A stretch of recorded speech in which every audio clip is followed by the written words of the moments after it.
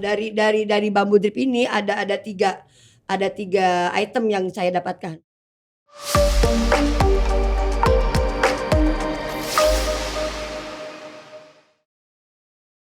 Di sosial ekonomi, di sosial masyarakatnya, kita mengembalikan lagi semangat para pengrajin bambu, terutama yang memang usia-usia renta, Pak, ya, untuk kembali lagi menganyam. Lalu ekonominya, kalau mereka pengrajin bambu membuat peralatan bambu yang besar-besar seperti tampa, itu biasanya mereka sistemnya titip di pasar, 2 minggu baru mereka bisa ambil uangnya.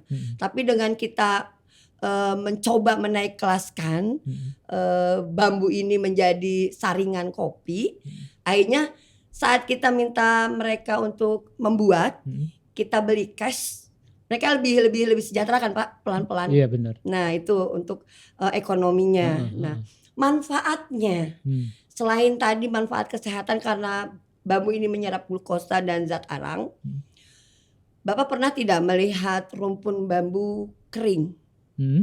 Jarang sekali ya, Pak. Rumpun bambu pasti selalu lembab. Ya. Karena di bawahnya ada sumber mata air. Betul. Nah, sekarang kalau misalkan kebutuhan saring bambu kita meningkat, satu Indonesia misalkan menggunakan saringan kopinya pakai bambu. Alangkah bahagianya para pengrajin bambu. Otomatis kalau pengrajin bambu kembali ada kegiatan, mereka akan dengan senang hati merawat rumpun bambunya. Kalau rumpun bambunya terawat, kebutuhan air bersih kita akan tertanggulangi saat kemarau. Jadi sebetulnya ini tuh bukan gaya-gayaan sih, Pak, lebih ke kita flashback lagi, kenapa sih zaman nenek moyang kok menggunakan A, menggunakan B, menggunakan C. Ternyata nenek moyang kita itu sebetulnya menjadi peneliti, Pak. Cuma tidak dibukukan kalau suami saya bilang. Nah ini gitu. Penting, Bu. Ternyata nenek moyang kita bukan hanya pelaut, tetapi juga peneliti. Betul, gitu, Pak. Ya. Artinya sebenarnya yang dilakukan oleh nenek moyang kita itu sudah berdasarkan kajian gitu ya. Betul. Kalau mbah saya dulu bilang ilmu titen gitu ya. Jadi ini karena ini bisa menimbulkan, jadi sudah mempertimbangkan banyak hal gitu ya.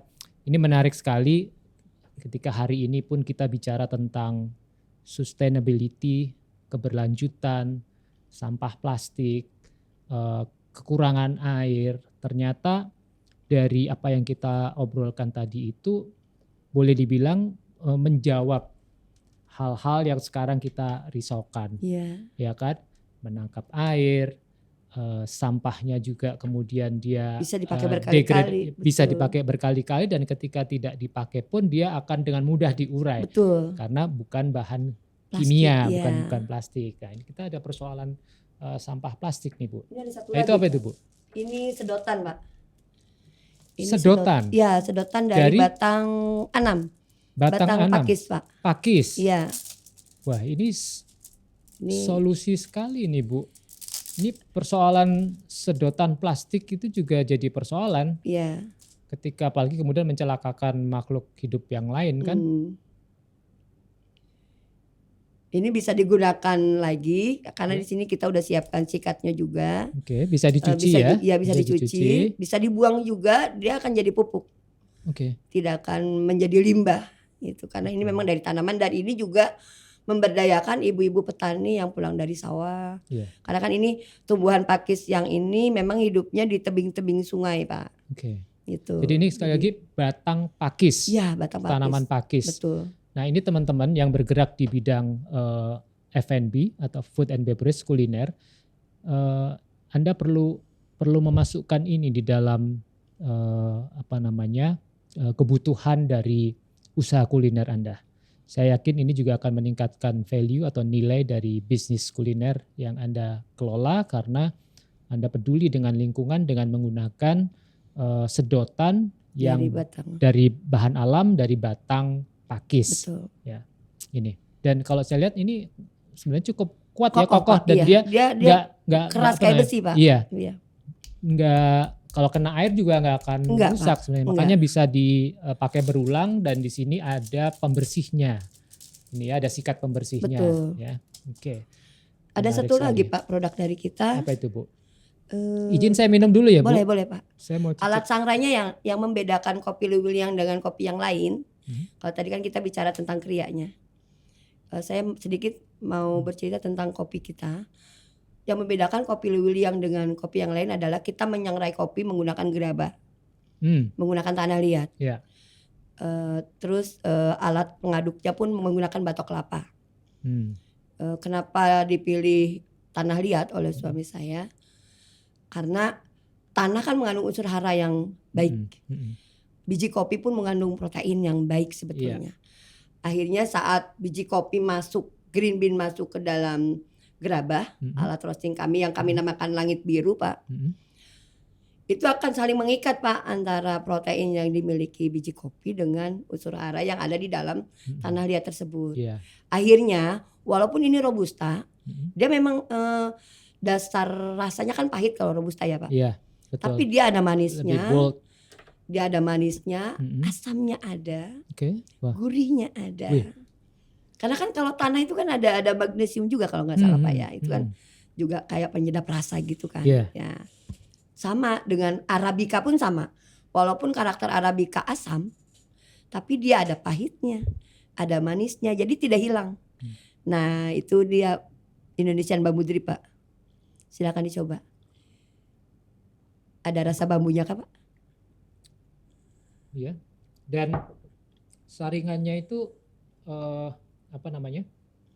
Cukup inilah ya, maksudnya clean. Ya. Clean. Nggak ada dedak Pak. Dedaknya. Ya. Ya ada taste yang berbeda, ada rasa yang berbeda ketika menggunakan V60 atau saringan dari bambu ini dan nggak perlu paper gitu. Bisa dicuci ya? Bisa dicuci Pak. Tidak perlu sabun. Nggak perlu sabun. No sabun. Oke. Dengan air keran mengalir saja, nanti disimpan di tempat yang kering. Itu bisa digunakan berkali-kali. Oke. Nah, Ibu menarik sekali cerita dari Ibu ini tadi. Nah, saya pengen tahu nih Bu, kan Ibu punya kebun nih ya? Iya. Kafenya di kebun ini juga? Kedainya kita untuk di kebun saat ini masih merintis Pak ya karena terbentur dengan pendanaan. Oh, oke. Ini peluang. Maunya gitu Pak, banyak konsumen yang bilang, "Bun, kenapa nggak bikin kedainya di kebun?" Aduh, kedai di kebun itu butuh banyak sekali pembenahan dan itu kita butuh banyak modal. Jadi saya membayangkan memang sangat asik kalau minum kopi di kebun gitu ya, belakangnya ada kebun apalagi di Bogor. Betul Pak. Gitu ya. Di kebun saya juga ada durian, ada banyak tanaman. Makanya kan kopi itu yang baik itu ada pohon naungannya. Iya benar. Karena kopi itu menyerap tanaman yang lain di sekitarnya. Rasa kopinya akan tergantung tanaman apa yang ada di sekelilingnya. Nah itu kenapa kami bergerak di kopi natural. Karena kalau natural itu karakter kopinya dapat Pak. Maksudnya pengolahannya ya? Ya prosesnya natural itu karakter kopinya dapat. Itu sempurna kalau kita bilang. Nah jadi untuk saat ini kedai kopi kita ada di Terminal Bis Lewiliang di sana. Nama kedainya McBarkel Indonesia. McBarkel? Iya. Singkatannya apa Bu? Menyeduh kopi barista keliling Pak. Menyeduh kopi barista keliling. Iya. McBarkel. Gak kalah dengan McD nanti. Karena mimpinya itu Pak. Mimpinya kita semoga suatu saat kita bisa menggenggam dunia ya. Amin. Kita bisa mengenalkan kopi Indonesia yang tadi Bapak bilang. Amin. Gitu. Nah ini tentunya ini banyak pemirsa kita, teman-teman kita yang juga mungkin akan tertarik nih Bu. Boleh. Ibu membuka peluang ini nggak join kerjasama gitu kalau ada yang nawarin untuk saat buka ini, kafe? Saya sudah ada di Dramaga juga, kita udah kolaborasi dengan sebuah resto Pak. Oke. Di sana ada resto Saung Sawah. Nah beliau menginginkan kopi, tapi kopinya tradisional. Akhirnya melamar kami dan kita kerjasama. Sekarang alhamdulillah ada di Dramaga. Nah kalau untuk franchise belum Pak, soalnya kita kebentur manajemennya bingung nih Pak. Maklum namanya UKM ya Pak ya, masih belajar gitu, masih banyak yang harus dipelajari. Jadi kalau untuk kerjasama mungkin misalkan Bapak nih mau buka kedai, saya ada tempat, ada ini, oke, Bapak punya budget berapa, nanti kita siapkan peralatannya. Kopinya Bapak mau apa saja bisa, tapi tidak franchise untuk saat ini Pak. Kami masih bingung kalau franchise, harus banyak belajar kayaknya. Ya, insya Allah nanti Amin, amin. lewat podcast ini Amin. nanti akan banyak teman-teman di luar sana yang mungkin bisa bermitra dengan Ibu ya, termasuk untuk setting manajemennya. Dan saya memang melihat apa yang Bu Betty sajikan di sini lewat perjuangannya selama 7 tahun benar-benar menyajikan, nih sesuai kaos saya nih, kopi Indonesia. Bukan hanya kopinya yang Indonesia, tetapi cara penyajiannya juga Indonesia banget gitu ya, narasinya dan lain sebagainya. Ini sangat menarik Ibu. Alhamdulillah kemarin kita juga udah kirim ini Pak, set bambu drip ini. Ada permintaan dari tamu dari Hotel Homan itu dibawa ke Belanda. Alhamdulillah. Terus ini sedang menyiapkan juga kopi Robusta Luliang dengan bambu dripnya. Ada permintaan dari teman dari Amerika, dari Hawaii. Wah, ini luar tapi biasa, itu masih just tip Pak, belum ekspor karena kalau ekspor kita amin, belum amin, mampu. Insya Allah nanti Ibu bisa ekspor sendiri. Ini amin ke ya Allah. Amerika. Dengan merek dengan jenama McBarkle tadi ya. Oke Bu. Nah terakhir saya mau nanya nih Bu. Kan kita selalu bicara kalau bisnis itu bukan hanya soal untung ya Bu ya. Kalau bisa berkah gitu. Artinya membawa manfaat bagi banyak orang. Nah saya mau tanya nih, dari kebun, dari usaha yang Ibu udah rintis sejauh ini,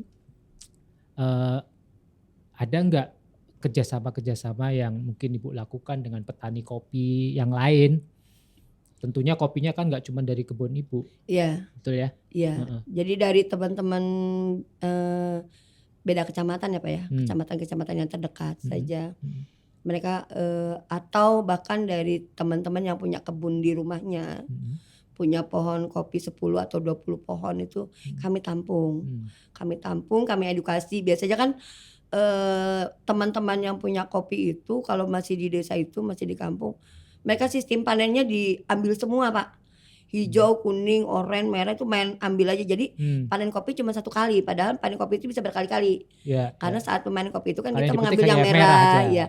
Nanti tunggu lagi merah lagi. Nah, itu kita edukasi. Jadi tidak hanya menampung biji kopi, tapi kita juga mengedukasi mereka biar dapat biji kopi yang berkualitas, yang bagus. Betul. Gitu. Agar harganya kan beda Pak. Iya, harganya jadi beda. Iya. Jadi memang kalau kita bicara kopi itu menarik karena kualitas dia bukan hanya dipengaruhi bagaimana cara kita menanam, merawat pohonnya, tetapi juga bagaimana kita mengolah pasca dipetik tadi ya, dan petiknya harus petik merah. Betul. Gitu kan? Ya. Menarik sekali Ibu. Terima kasih Pak. Iya. Nah, terakhir nih, apa sih resepnya Bu? Bertahan atau bisa survive selama 7 tahun melewati pandemi 2 tahun. Iya, betul, bisa cerita itu gimana suka dukanya pada saat pandemi? Aduh ya Allah, itu pandemi, waktu pas pandemi itu kita baru mau buka, baru serius yang di Dramaga harus tutup. Karena PPKM. Iya, betul. Akhirnya kita ya sudah Dramaga kita tutup dulu, kita bertahan yang di Luliang. Itu pun wah jungkir balik Pak. Tapi karena memang kopi kita beda ya, kopi kita tradisional, jadi kita tidak terlalu terpengaruh dengan bahan baku yang kita datangkan dari luar. Kita cuma kopi tubruk, kopi saring, selesai. Nah itu yang membuat kami bisa bertahan sebetulnya. Ada juga sih beberapa teman-teman juga yang bantu ya, yang bantu support juga gitu. Nah, alhamdulillah pokoknya kalau teman-teman yang lain kan bilang, Bunda gimana Pak Tani? Masih hidup? Masih. Kamu gimana? Kami kolaps. Kenapa? Susah katanya gitu ya. Bahkan banyak yang pengelola kedai kopi gitu, banyak yang menjual asetnya juga Pak saat pandemi ya. Mesin kopi dijual murah karena memang sudah tidak ada konsumen yang datang gitu. Saya ingat banget saat itu. Iya betul, apalagi yang di perkotaan Pak. Bersyukurnya kami saat pandemi bukanya kan di kampung, di rumah, dekat rumah. Jadi ya PPKM nggak ada urusan sepertinya kalau di sana Pak. PPKM tuh kayak lewat aja gitu Pak, PPKM santai gitu kayaknya. Jadi masih ada beberapa yang ngopi, tapi saat pandemi memang kebun juga kita clear area, tidak ada yang datang. Nah pas PPKM ada agak luang, barulah banyak keluarga yang datang ke kebun. Karena kangen mungkin Pak, suasana kebun, lagi kebun kopi Pak. Itu alhamdulillah sih bisa bertahan sampai sekarang. Iya. Amin. Senang sekali mendengarnya dan semoga ke depan makin sukses ya Bu. Amin, ya, Bapak, makin luas. amin. Oh ya, ini kalau ada yang mau pesan gimana nih Bu? Bisa ada kalau di di- luar kota atau gimana? Ibu? Kebetulan marketplace kita belum main Pak. Jadi kita kalau misalkan ada yang teman-teman sahabat ada yang mau pesan produk-produk kita bisa di Instagram. Ya. Di Instagram Patani Coffee. Persis sama dengan ini, dengan label ini warnanya kuning hitam. Ada di IG situ ya? Patani Coffee ya, bisa di DM lewat situ. Nanti kita langsung kirim. Jadi belum lewat marketplace. Atau ada di TikTok juga. Saya main TikTok Pak. Oh. Gak mau kalah dengan anak sekarang Iya, Pak. main Gak ada. TikTok. Saya belum bisa bayar modelnya Pak. Jadi saya sendiri yang jadi modelnya Pak. Oke. Jadi di TikTok juga bisa. Ada Bunbet aja di situ. Oke. Ya. Baik. Ada yang mau disampaikan mungkin Bu kepada Buat teman-teman satu Indonesia ya. Yuk kembali kepada warisan leluhur. Karena sejatinya semakin kita memelihara, melestarikan warisan nenek moyang, disitulah pintu rezeki kita terbuka. Jangan sampai Indonesia itu kehilangan jati diri. Nah, penting Kita boleh mengikuti tren yang ada. Tapi jangan lupakan warisan nenek moyang kita. Karena kita ada sekarang, pasti ada yang lebih dulu lahir. Ya. Kita bisa menikmati hari ini, ada yang lebih dulu memberikan ruang. Jadi please, terutama buat anak muda Indonesia, yuk kita lestarikan budaya warisan leluhur kita. Bangga Indonesia, bangga kopi Indonesia. Bangga buatan Indonesia. Ya. Minum kopi Indonesia Ya betul. dengan cara Indonesia. Ya. Jadi teman-teman, terima kasih. Di episode perdana ini kita mendapatkan inspirasi yang sangat luar biasa dari Ibu Betty. Sebagai penutup dari saya ingin menyampaikan bahwa jika Anda ingin berbisnis atau berusaha di ekonomi kreatif, ini adalah bagian dari ekonomi kreatif di mana salah satunya adalah kuliner. Gitu ya, termasuk kopi ini.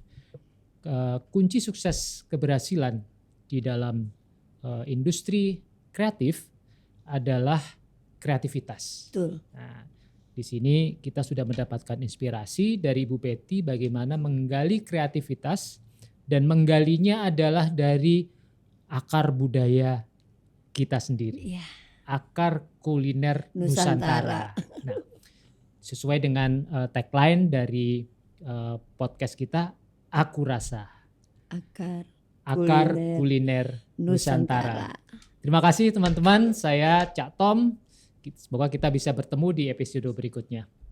Assalamualaikum.